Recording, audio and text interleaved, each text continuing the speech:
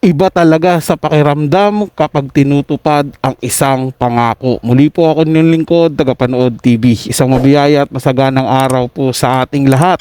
Welcome back po dito sa ating YouTube channel at Facebook page. Ngayong araw po ang ating pag-uusapan, bibigyan ng komento, opinion, reaction ay ang balitang Chavit Singson binigyan ng 1,000,000 ang pamilya Yulo. Pero bago po tayo magpatuloy, nais ko lang po kayong pasalamatan sa inyong walang sawang suporta at pagtangkilik po dito sa ating channel.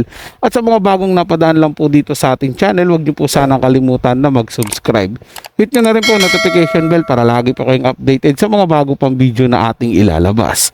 Share, like, and comment din po kayo mga tagapanood. Atin niyang babasahin at pupusuan. Wag na natin patagalin to. Simulan na po natin ang ating reaction video sa araw na to mga tagapanood.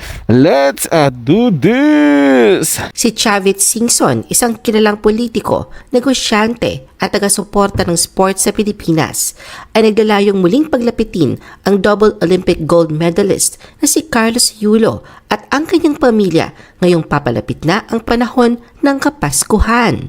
The Philippine Showbiz List presents Chavit Singson, binigyan ng 1,000,000 ang pamilya ni Carlos Yulo. Kamakailan lang napabalitang nakatanggap daw ang pamilya Yulo ng maagang aginaldo mula sa senatorial aspirant na si Luis Chavit Singson. Sa kanyang pagbisita sa tahanan ng mga Yulo, ipinahayag ni Chavit ang kanyang pagnanais na maging tulay sa kanilang pagkakasundo at pagkakaunawaan. Sa larawan na in-upload ng isang entertainment news site, makikita si Chavit na iniaabot ang 2 bundle ng pera kay Angelica Yulo. Kasama nila sa nasabing larawan ay ang ama ni Carlos na si Mark Andrew Yulo at mga kapatid na sina Juriel, Carl Jarrell Eldrew at Eliza Andrea Yulo. Bilang dating gobernador ng Ilocos Sur at mayor ng Narvacan, inilahad ni Chavit na handa siyang magsilbing tagapagtaguyod ng pagmamahalan at pagpapatawad sa pagitan ng magkabilang panig.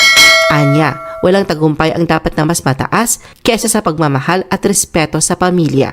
Dagdag pa niya, ang pagpapatawad, pangunawa at malasakit ang dapat manaig sa pagitan ng mga miyembro ng pamilyang Pilipino. Sa kanyang pahayag, idiniin ni Chavit na habang papalapit na ang Kapaskuhan, inaasam ng maraming Pilipino na magbigay ang pamilya Yulo ng regalong mas mahalaga pa sa anumang medalya o tagumpay.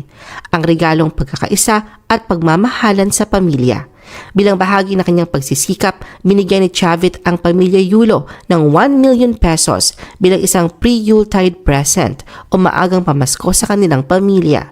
Ang kanyang ginawang ito ay nagpapakita ng isang mensahe ng pagkakaisa at pagkakasundo na naaangkop sa diwa ng Kapaskuhan.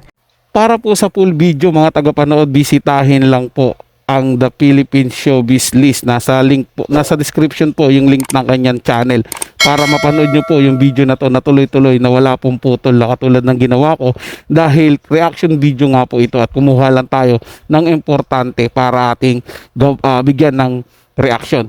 Well, balik po tayo dun sa ginawa ni Sir Chavit Singson. Napakaganda po nun mga tagapanood dahil unang-una yung panawagan nga po na pagkakaisa para sa pamilya ay naipakita niya po dun mga tagapanood dahil kahit hindi pamilya si Chavit Singson sa mga Yulo, pinaabutan niya po ito ng pamasko.